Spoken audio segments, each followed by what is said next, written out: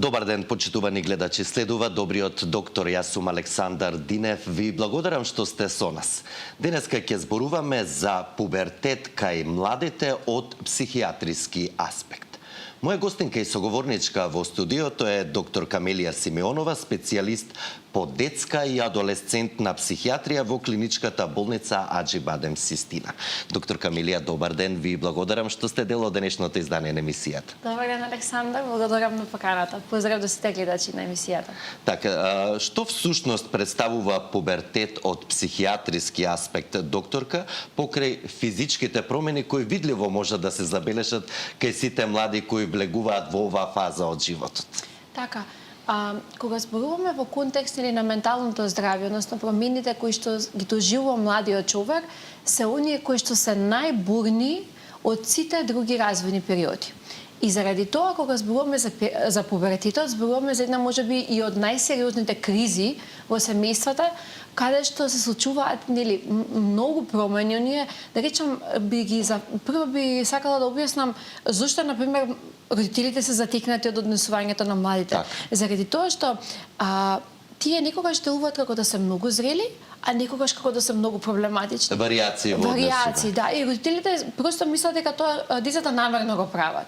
Меѓутоа не е така. И тоа има објаснување заради тоа што делот од мозокот, амигдалата, кој што ни е одговорен за емоции, се развива многу побрзо од префронталниот кортекс, каде што нас ни е регулативата. И всушност младите ги доживуваат будно емоциите, меѓутоа контролата им е слаба, заради тоа што тој дел од мозокот се уште е недоразвиен. И тоа е оно кое што е клучно и кој што го објаснува пубертетот, освен други дели, оно што споменавте вие, физички промени, социјални и така натака. Така што пубертетот е прилично специфична фаза. Так, да, затоа и се одлучевме да говориме на оваа тема. Еве, во тој контекст, зошто се смета за доста чувствителен период за менталното здравје кога влегуваат или веќе младите се во фаза на пубертет? Да, заради тоа што ова е за прв пат во животот нашето дете повеќе не е дете. Просто адолесцентот се сепарира од примарната единица од семејството и се преклонува кон врсниците. Првата, да речам, сепарација можеби е кога детето веќе не е во симбиотски однос со мајката, веќе не цица и слично, меѓутоа правата сепарација е токму тука. И детето треба да одговори, да биде посебна индивидуа. И тука всушност младите знаете како и сакаат да им покажат на родителите, јас сум различен. Јас не сум тоа што сте вие. Так. И просто сака детето да се идентификува баш во овој период. Така, дали сите млади поминуваат низ пубертетот на ист начин или постојат значени или драстични индивидуални разлики помеѓу секој втор тинејџер кој е во тој период? Така, ова е многу интересно прашање, Александар, и би рекла дека е сосема различен. И оно кое што често го прават родителите е се споредуваат себе си какви биле кога тие биделе адолесценти, односно кога биле во пубертет. И оно кое што секогаш им го кажам на родителите, не се споредувајте со вашето време. Така. Вашето време не им врши работа кога вие ќе кажете јас така не правев. А оно кое што вие велите дали е различен е бидејќи знаете како сите ние имаме некои црти на личноста. И имаме дечиња што се екстроверти, имаме дечиња што се интроверти. И сигурно дека они во самиот развој нема да дадат иста симптоматологија. И можеби оно кое што е универзално за сите е дека ние кај детето мораме да видиме промена на расположение. И често пати родителите, знаете како тука е таа тенка линија, дали ова проблематично, дали ова развојно, дали ова криза, така што промената на расположението да не се грижат родителите е сосема јасна во овој период. Меѓутоа, од секој дете зависи колку тоа ќе биде, да речем, бурно искажано. Кои најчесто емоционални проблеми од вашиот стручен аспект во пракса ги забележувате кај адолесцентите и според книга, односно литература, кои емоционални промени настануваат тогаш кога еден адолесцент е во пубертет? Така. прво ќе нагласам дека тоа е бунтовноста. И зошто и прва ја забележуваат? Знаете како? Зашто е јасна, се гледа, детето е гласно, детето вика не сакам, ја бута вратата, манифестира некоја симптоматологија која што не му се допаѓа на родителот. И ова родителите не може да го игнорираат. И тој екстернализирачки образец, каде што детето покажува дека нешто не му се допаѓа, обично е најгласно. Меѓутоа, не значи дека само тоа е симптом. Многу често родителите за жал не препознаваат кога детето е тивко, а страда. И обично тоа се смета за дете кое што е супер културно, супер воспитано, не прави никакви потешкоти, не прави никакви проблеми. У суштина, мора во пубертетот да се јави еден извесен бунт. Така. Докторка, зашто во овој период, односно кога говориме за пубертетот, се јавуваат промени во расположението? Убаво рековте дека тие дури на дневна основа може да бидат дури многу поизразени, но и да ги нема тие емоционални промени во расположението. Зошто баш тогаш настануваат тие драстични разлики и промени? Така да, тоа има и биолошка основа, заради тоа што тој е на хормонална бура. Пубертетот е хормонална бура. И они се затекнати од они не можат оној момент што го кажав и на почетокот. Контролата е слаба во пубертетот. Емоциите се јасни, се силни, се реални, се автентични на возрасен. Меѓутоа контролата е слаба. И ние имаме замислете како еден возрасен кој што има искажува емоции, меѓутоа нема контрола во искажувањето, колку тоа е бурно, нели, колку е тоа гласно. Истото се случува и кај децата. На дневно ниво, или она што го велите, може и во минута да се смени расположението, токму поради тие хормонални бури. И она кое што може би е многу поманифестно во модерното време, е заради тоа што нашите деца се под сериозен притисок. Порано, ние сме имали еден свет, тоа бил реалниот. Сега младите имаат два света. Виртуелен така и реален. И они треба да се допаднат и во светот на, да речам, на електрониката, на виртуелниот свет, и во светот на луѓето. Да бидат актуелни на социјалните мрежи. Од друга страна, не мрежи. треба ги задоволат оние очекувања кои што ги имаат родителите. Така што е прилична голема задача. На некоја средина се младите. Во однос на однесувањето, дали е нормално младите во пубертет да бидат повлечени, од друга страна раздразливи, но и бунтовни, бидејќи многумина ќе речат остај го детето во фаза на пубертет, без разлика за какво однесување станува збор, дали за бунтовно или па скроз повлечено. Да, и обично ова што го кажувате вие најчесто се случува, остави го, пубертете, ќе му помине. Она кое што, за жал, е една статистика, а тоа е дека 75% од расстройствата во адултниот период имаат генеза во детството, односно во овој развоен период. Така што, ако нешто не го третираме во периодот на пубертет, тоа станува како црта на личност, станува како една последица која што, да речем, го демне детето целиот свој живот. Така што не би рекла дека треба да однесувањето кое што ни е невообичаено за нашиот адолесцент, ние да речеме пубертете, остави го, ќе помине. Оно кое што обично родителот го знае и го чувствува кај своето дете е, нели, ако детето било претходно повлечено, очекувано е дека може би да биде малку поповлечено во пубертет, или па може напротив да почне да манифестира едно поекстреализирачко однесување. Меѓутоа, ако ние гледаме дека детето паѓа во ефикасност, паѓа во школските постигнувања, незаинтересирано, тоа не е пубертет. Тука мора да интервенираме. Така, тука ќе ги поканеме и нашите гледачи, почитувани, доколку имате прашање за денешната моја гостинка, доктор Камилија Симеонова, специјалист по детска и адолесцентна психијатрија во клиничката болница Аџи Бадем Систина, може слободно да се јавите на добро познатиот телефон 0231165566. Денеска говориме за пубертет кај младите од психијатриски аспект. Во очекување на прашањата и јавувањата од нашите гледачи, докторка, ме интересира каде е границата помеѓу нормалното тинејџерско однесување и однесување кај тинејџер во пубертет кое бара внимание. Така. На што најмногу да се фокусираат родителите? Знаете како? Ако одредена симптоматологија, например, како детето го повишува тонот, ако детето покажува дека нешто не му се допаѓа, ако претходно, например, го јадел оброкот на родителот без да каже не ми се допаѓа, не сакам да го јадам, сега го прави тоа. Тоа е во ред. Тоа се нитивки знаци каде што детето сака да покаже дека е различно, дека е посебна индивидуа, дека има своји вредности, да биде поповлечено во соба, да се затвара, да едноставно манифестира однесување кое што до тој момент можеби не имало потреба да го прави. Меѓутоа, онаа тенка линија што велите вие која е моментот кога гледаме дека детето е замислено, отсутно, му зборуваме, не реагира на дразба, не реагира на оние, да речем, социјални вештини кои што претходно му биле интригантни, од типот да излегува со своите пријатели и слично. Или попушта во училиште. Попушта во училиште, така е. Попушта во училиште. Имаме варијации на телесната тежина, имаме варијации на сонот. Така што тоа се некои, да речем, низак волево-нагонски сфери кои што се засегнати и тука апсолутно е момент да се побара помош. Ако не сме сигурни дали е ова развојно, нормативно или е криза, затоа сме ние стручните лица и не е срамота да се побара помош. Во денешно време, посебно во свет со брзо темпо и начин или живот помеѓу два света, убаво објаснивте, виртуелен и реален свет, многу често младите во оваа фаза се соочуваат токму со вакви потешкоти, но од друга страна пубертетот, барем она што и самата медицина и психијатријата го говори, е клучна фаза за формирање на личниот идентитет. Значи, понатаму како ќе се развива личноста, може би зависи токму од оваа фаза.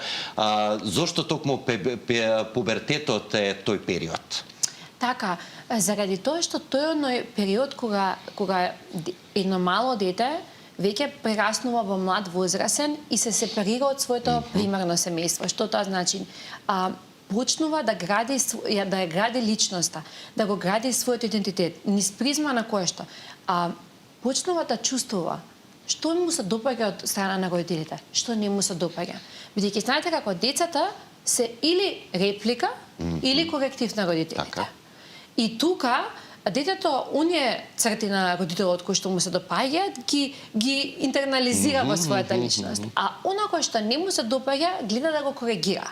И тоа е всушност оној момент кога ние имаме постојање на нова личност. Веќе тоа не е нашата целосна реплика или детето кој што не имитира постојано и оди по нас, туку тоа е веќе старт на еден млад возрасен кој што почнува да покажува кои се неговите вистински вредности, односно што е тоа што го пишува него. Така, да ги слушаме прашањата и од нашите гледачи, ќе продолжиме од за останатите аспекти за време на пубертетот со кои се соочуваат младите.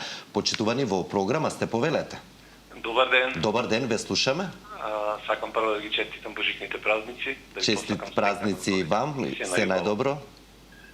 Би сакал едно прашање до гостинката да поставам. Повелете. Значи, се работи за адолесцент на 16 години. Би сакал да прашам, значи, одбива да оди на училиште. Сме побарале стручна помош, сме биле кај, да речам, стручно лице. Едноставно одговорот бил дека детето се мачи на училиште. Значи, не е проблематично дете, се повлече, не сака да излегува исто така. Претходно излегуваше, значи додоцните ноќни часови. Едноставно одлучи тоа друштво не е за мене, не ми одговара и јас сакам да почнам да работам нешто. Школата не ме интересира, не сум за школа заинтересиран. Нема, ајде едноставно тоа. Тоа е неговиот одговор. Така. Сега и стручното лице ни рече дека тоа е можеби по-нормално да не го потискаме, да го оставиме сам да некој период да се одлучи. За машко дете зборуваме? Да, за машко, да. Во ред. Ке добиете совети и препораки, дали е во ред тоа што сте добиле како одговор, секој е добро, господине. Благодарам за прашањето. Јас би рекла дека образованието е нешто кое што е задолжително. И што му е задолжително, има и логика зашто е задолжително. И јас не се согласувам со идејата дека е нешто кое што треба да го ставиме детето спонтано да му дојде, токму поради она кое што го зборував и претходно. А нашите деца имаат автентични емоции на возрастните. Меѓутоа, контролата им е послаба. И ние сме тие кои што мораме во овој процес да им помогнеме. Како ќе им помогнеме на принцип на кој што ние ќе бидеме поддржувачки. А поддржувачки во работи кои што се корисни за нашето дете. Прекинот на училиште од ниеден можен аспект не е добро. Не зборуваме само за оној интелектуален аспект кој што би се се губи. Зборуваме многу повеќе за социјализацијата. На нашето дете му е место на училиште. И доколку родителот сака да дознае што е правата причина што детето не оди во школа, гледа детето почнало да каже не ми се допаѓа тоа друштво, се повлекува. Можеби родителот треба да го успокои своето дете и да му каже дека без разлика на оно кое што се случувало, дека тука е, го слуша и сака да ја дознае причината. Да, што е тоа што му пречи, што е тоа што толку му пречи од своите врсници што едноставно го хендикепира, што не може да оди на училиште. И знаете како, ако детето се соочува со булинг, тоа веќе што е многу често за жал, тука веќе детето не може само. Тука ние како возрастни ќе разговараме со професорите, ќе објасниме што се случува, да можеби и професорите во овој процес бидат повеќе поддржувачки, меѓутоа никако детето да не остане дома. Така, значи најдобро е отворениот и искрениот разговор со семејството и како родителите да се доближат до детето, да ги извлечат тие маки и потешкоти кои ги имаат тинеџерите и адолесцентите во пубертет. Да бидат автентични, да бидат поддржувачки, во која смисла дури детето да ни каже нешто што нас страшно не ни се допаѓа. Да не бидеме осудувачки. Бидејќи знаете како се случува, децата ќе кажат. И навистина децата прво сакаат да кажат. Искрени се. И знаете што, родителот ќе ги, како да кажам, ќе ги едноставно во тој процес ќе делува малку осудувачки. А уште потрагично е што кога следен пат ќе разговараат за нешто, родителот ќе му го префрли тоа на детето, што тоа го кажало во доверба. И тука се руши довербата. И верувајте ми, статистиката вели дека 40% од децата во пубертет се чувствуваат целосно неразбрани. Тоа е сериозна бројка. Тоа е малку половина од адолесцентите. Така што родителот мора во тој процес да проба да биде како да кажам, да има слух во права смисла на зборот. Што да му каже неговото дете, да го преформулира, да проба да го едноставно од друга перспектива да го завземе и да му го врати на детето назад. Едноставно да се доближи врснички спрема детето. Адолесцентот. Така. Доколку имаме и следен гледач, почитувани во програма сте, повелете. Добар ден. Добар ден, ве слушаме.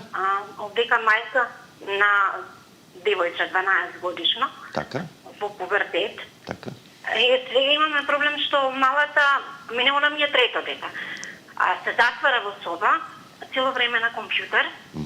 И што ќе кажеш она, ај не достајај, не ме замарај. Како да ви објаснам, не прифаќа да кажеш што. Нема другарки. Викам, излези, дружи се. Мамо, не сакам, дома ќе седам, не сака да се дружи. Дали е нормално за таа возраст? Така. Во ред, дали имате вие контрола во какви содржини се среќава и какви социјални... Знаете како? Таа една група другарчиња, 2-3 другарчиња од странство, на цело време англиски разговараат, имаме контрола, се дружат, убава им е дружбата, нема безобразно... Виртуелно, така, да. Да, нема безобразно. Ја ја пратам, значи контрола имам на сето тоа, ама дали е нормално да нема на таа возраст другарчиња? Јас тука малце... Се загрижувате, така. Ете, така, да. Так. Во ред ќе добиете совети и препораки и одговор на конкретните прашања. Секој добро, господјо, и вам. Да. Тоа е реалноста наша кај секое второ семејство, да речем. Да, да. И ова кое што го пишува гледачката е нешто кое што за жал е се почесто застапено. И дали е нормално, нели, не постои, нели, во психијатрија нормално или ненормално, постои нешто што е, нели, прифатливо и неприфатливо. Така што ми се чини дека ова е нешто што звучи неприфатливо за возраста, поради тоа што таа возраст, да речем, која што е, нели, малата 12 години, е веќе оној почеток на адолесценција, баш у права смисла. Така што ми се чини дека тука децата и текако сакаат да се дружат, и текако сакаат да припаѓаат на врсниците, и она кое што многу би помогнало, мене барем тоа така ми делува, е заради тоа што ова девојче има другарчиња во тој виртуелен свет. И просто едниот свет е задоволен. И знаете како многу помал е поривот да го задоволиме овој друг реален свет. Така. И кога би ги намалеле можеби часовите пред екран и часовите со тие, да речам, виртуелни дружења, детето ќе почувствува дека му недостасува нешто и апсолутно ќе се приклони кон реалниот свет. Но како да го направат кога ги брка родителите од соба и не дозволува Така. да ја вознемируваат? Така, меѓутоа знаете како тоа е детенце кој што има 12 години. Сепак зборуваме за 12 години и каде што детето не делегира правила. Да. И детето Секојаш треба да има барем малку авторитет. Точно, значи мора да се има авторитет. Да, ти може да имаш половина час до час приватен во твојата соба и тоа е сосема во ред. И никој не сме да ти тропа тој период. Меѓутоа, ти да бидеш со часови затворена во соба, а јас сум ти родител, тоа е недозволиво. И обично тука родителите се плашат дека ако нападнат, односно ако кажат дека не смее да го прават тоа, дека децата ќе ги отфрлат. Она кој што им го упатувам на сите родители е дека не постои дете што не се ги сака бескрајно своите родители. И децата никогаш нема да престанат да ве сакаат. Ако ги вреѓате, ќе престанат да се сакаат себе си, Така. а вас никогаш. Така. Што не се плашите, бидете храбри во тој процес, поставете граници, поставете правила и ќе видите дека со граници и правила многу е полесно. Полесно, така. Добри совети. Ќе вклучиме уште еден гледач, почитувани во програма, сте повелете. Ало, добар ден. Добар ден, ве слушаме. Ти честитам Божиките празници и среќни пред новата година. Да, честити празници вам. Многу здрави. Поздрав до целата екипа на Сител. Имам неколку прашања во контекст на времето, ќе можеме ли сето тоа да го реализираме? Да, накратко само, да, што ви е по приоритет, може да поставите, да. Па еве вака, ме интересира од која годишна возраст почнува пубертетот. И второ прашање, адолесцентниот период, од која година и колку време тоа трае. Така. И трето прашање, се работи за девојче на 12 години возраст, а од пред 2 години искажува бунтовност, револт, неадекватно понашање и тоа се случува само исклучиво према незината мајка.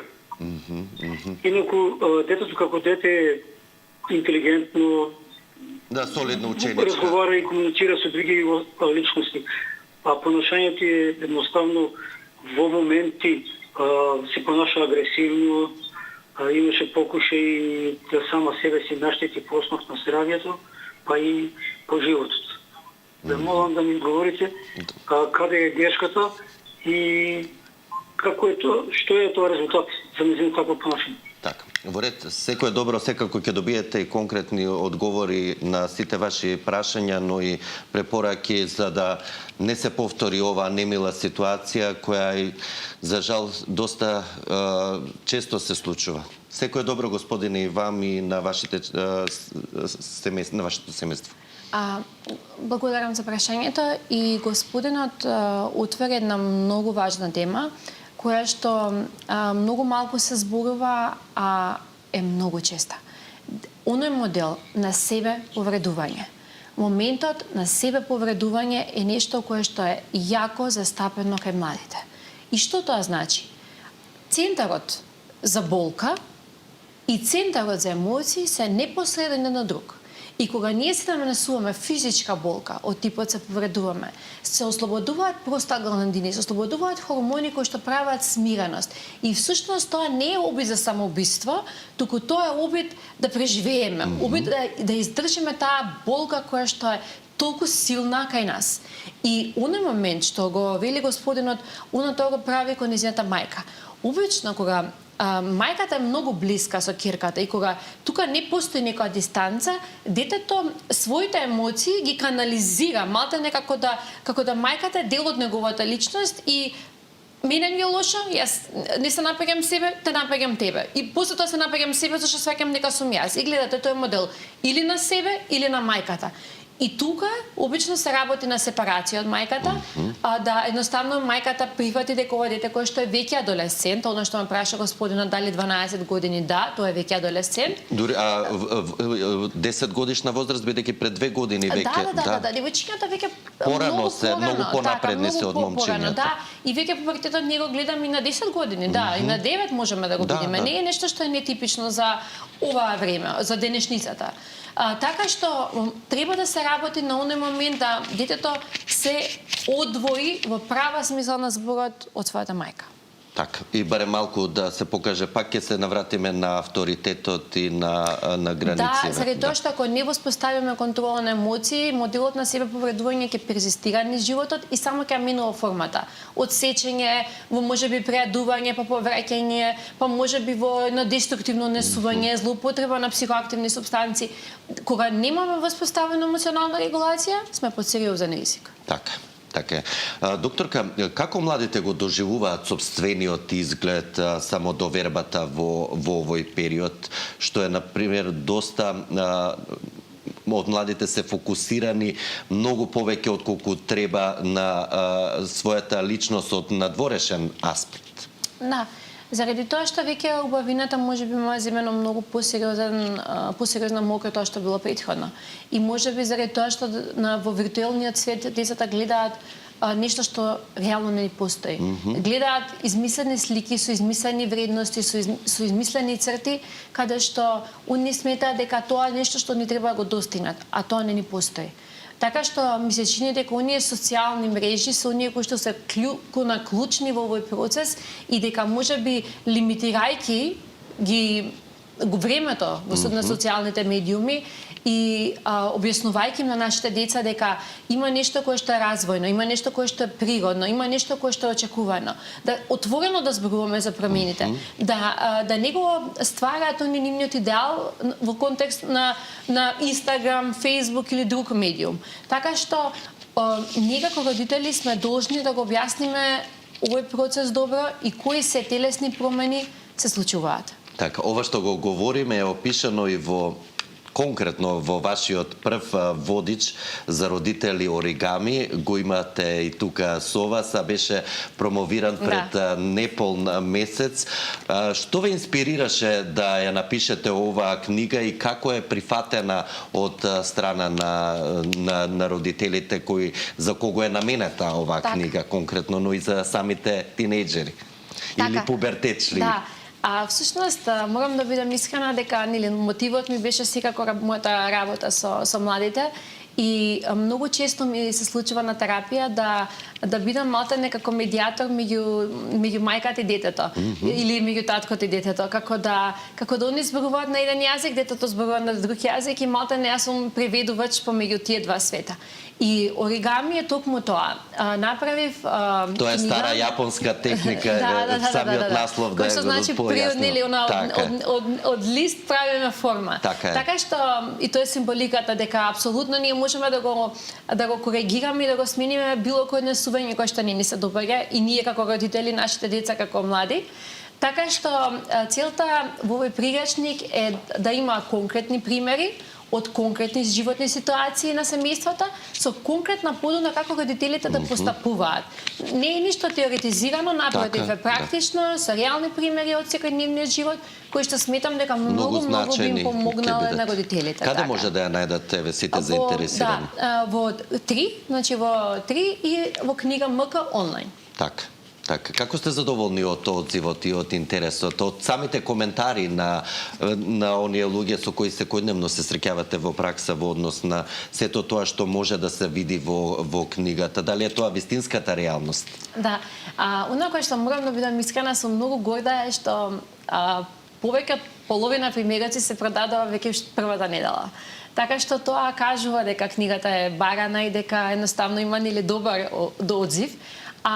И убав поднаслов има, толку што можев да го забележам. Умешност на справување со предизвиците во тинеџерството, а пубертетот е само еден од тие предизвици. Така е. И знаете како, и она кој што би го можеби потенцирала е дека адолесцентот, кој што сме биле ние некогаш, живее со нас. И кога ќе се затекнеме дека толку бурно реагираме кон нашето дете, треба да се запрашаме што не е разрешено во нас. Во нашето адолесцент, во детето кое што сме го ставиле да биде дете, а сега сме возрасен. Заради тоа што многу од реакциите кога сме импулсивни со нашите деца се наши лични предизвици.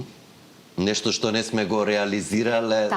Да. Така е. Еве, бидејќи сме на самиот крај од емисијата, што би им порачале на младите кои се чувствуваат збунето или преоптоварено во периодот на пубертет, но и која е вашата главна порака за родителите? Што најважно треба да направат за доброто на нивното дете кое поминува низ оваа фаза од животот, како да му помогнат? Би сакала да им нагласам на родителите дека пуштањето на нашето дете да биде возрасен во овој период е нешто кое што е клучно. Јас не велам да го ставите вашето дете да прави што сака, туку да го гледате, а вие да бидете тука. Пубертетот е време каде што вие сте гледачи, каде што веќе вие не ги давате оние задачи кои ги дававте претходно. И пубертетот значи градење на нова личност. И секој едно однесување што нема да ни се допаѓа кај нашето дете, да не го доживуваат како личен неуспех. Нашето дете има право да биде нова личност, има право да изгради нови вредности. И ние треба да бидеме доволно издржливи да ги пуштиме нашите деца да бидат нови. Така, порака за децата, односно за тинеџерите во фаза на пубертет, чинам дека и тие не гледаат овој период бидејќи се на зимски распуст. Така е.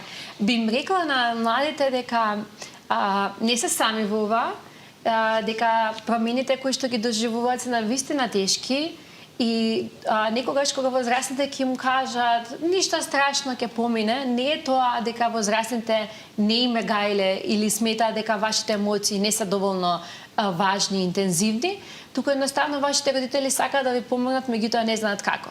Доколку вие разговарате со вашите родители, тие би знаеле што барате и би имале многу поуспешна комуникација. Отворен и искрен разговор е клучот за решавање и надминување на сите проблеми и ситуации. Убав завршеток, убава порака за крај и за младите, но и за родителите.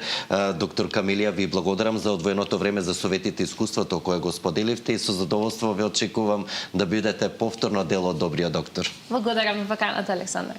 Почитувани, а вам ви благодарам за вниманието со кое не следевте. Ве поканувам да бидете повторно со нас и утре. Во меѓувреме останете со програмата на Сител телевизија.